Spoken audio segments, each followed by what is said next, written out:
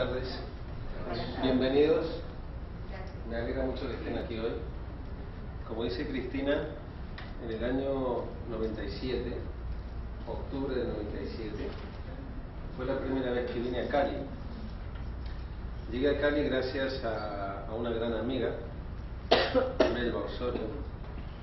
Ella siempre me decía, ella era alumna mía en Madrid, y ella siempre me decía, tienes que venir a Cali porque quiero que conozcas Cali, ¿no? La verdad es que cuando llegué aquí ya me enamoré de Cali y de toda su gente, y ya decidí que iba a continuar mi trabajo. De hecho, vengo más a Cali que a mi propio país. Yo nací en Argentina y actualmente resido en España. Desde el año 97 que vengo aquí, y la verdad es que el trabajo cada vez que vengo a Cali es muy particular. ¿Todos me escuchan bien? ¿Se escucha bien mi voz? ¿Sí? ¿Se oye bien? ¿Se oye claro? Para no tener que gritar.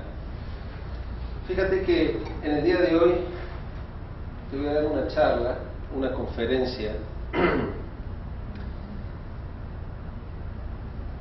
una conferencia introductoria a lo que es el método Kival.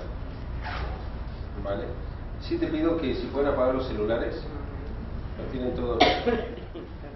Sí, ¿verdad? Apaguen los celulares, por favor. Salvo que seas médico y estés de guardia, entonces necesites el celular activo.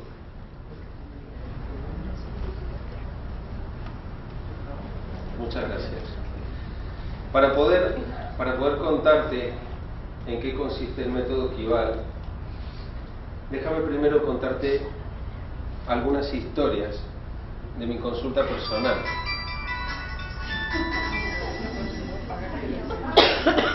¿Está bien? Para pagarlo.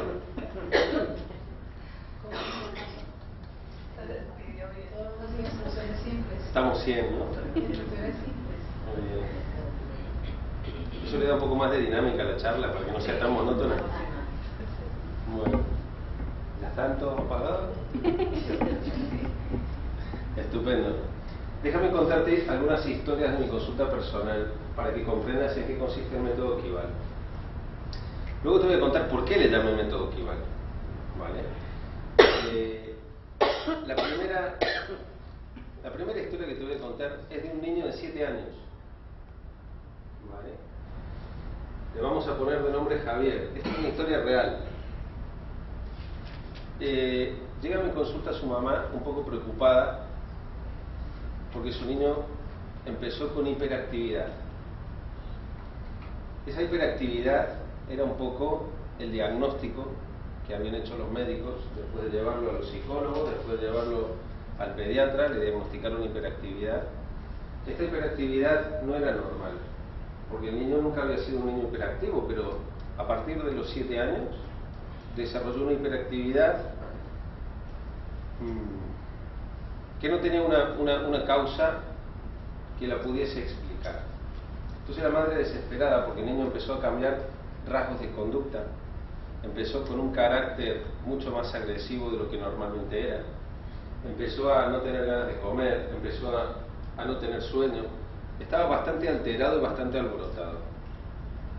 Entonces su madre me contaba, yo le preguntaba qué era lo que había sucedido con el niño. El niño me decía que no había sucedido nada, que de la noche a la mañana el niño había comenzado a ser más agresivo, le gritaba y no tenía ninguna razón aparente por la cual hubiese desarrollado esta hiperactividad. Entonces me empecé a entrevistar con el niño, empecé a entrevistar con Javier y empecé a hablar con él. Empecé a profundizar acerca de qué era lo que hacía, cuáles eran sus hábitos, básicamente en qué consistía su vida. Y hubo algo que me llamó poderosamente la atención. Yo en el escritorio de mi consultorio tengo un pequeño cofre, un cofre del tesoro, donde ahí cada vez que viajo a un país pongo dinero. Entonces a él le llamó la atención que yo tuviese ese cofre ahí y me preguntó qué era eso. Entonces yo lo abrí y dije, aquí traigo billetes de todo el mundo. Entonces él me cogió un billete y le llamó poderosamente la atención. Entonces yo le digo que si le gustaban los billetes. Me dice que sí, que hacía unos meses su abuela le había regalado su primer billete y que había comenzado a coleccionar los billetes. Yo seguí una entrevista con él acerca de por qué él había desarrollado esa agresividad, y él me decía que tampoco lo sabía, pero sí era verdad que cuando él estaba en su habitación trabajando con sus cosas y su madre entraba por la puerta, se ponía muy violento y no sabía por qué, pero tenía ganas de regañar a su madre. Seguí preguntando cosas.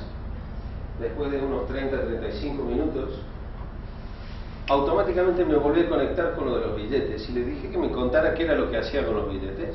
Entonces él me decía que él le gustaba calcar los billetes, que le gustaba mucho tocar la textura de los billetes, calcar, ¿se dice calcar aquí? Sí, ¿verdad? Calcar los billetes, y entonces él tenía su propia colección y a partir de ahí había empezado a coleccionar billetes. Esa noche yo me quedé pensando en todo lo que habíamos hablado y a la mañana siguiente yo ya había comprendido todo lo que había sucedido. Lo llamé a su padre y a su madre, tuve una entrevista con ellos y les mostré un documento que había sido escrito por la Casa de la Moneda en enero de este año, que decía que el 77% de los billetes que estaban en circulación tenían restos de cocaína.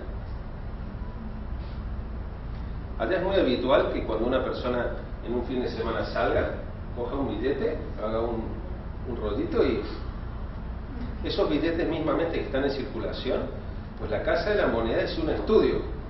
El 77% de los billetes que están en circulación, es decir, de cada 10 billetes que tú tengas en la cartera, 7 tienen restos de cocaína.